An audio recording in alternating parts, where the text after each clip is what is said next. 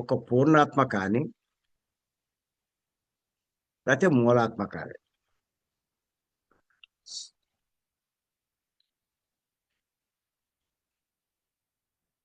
తన నుంచి ఈ ఆత్మల్ని సృష్టిస్తుంది. అంశాలని సృష్టించి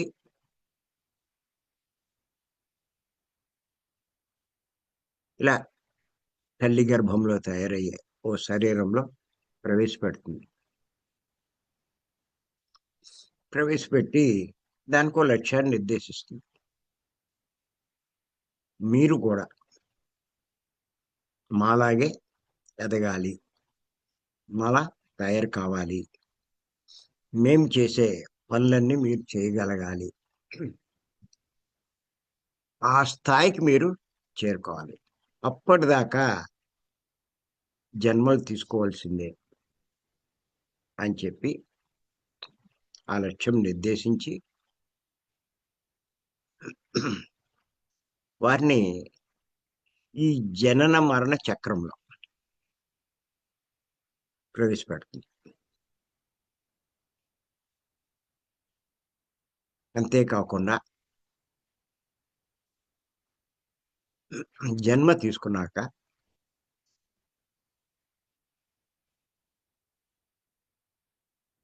ఆ శరీరం ఏం చేస్తుందంటే ఎన్నో కర్మలు చేస్తూ ఉంటుంది.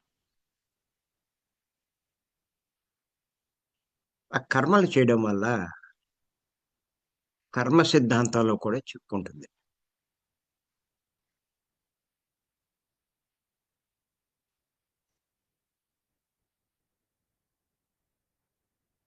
ఏమిటి ఈ కర్మ సిద్ధాంతము అంటే, ఈ కర్మలు ఉన్నంత కాలము జన్మలు ఉంటాయి.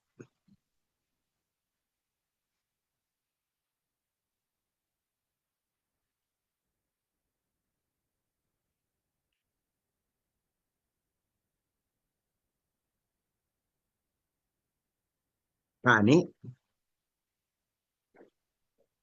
ఈ కర్మలు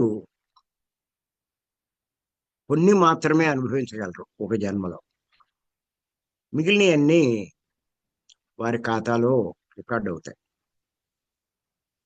వాడినే సంచితం అంటారు.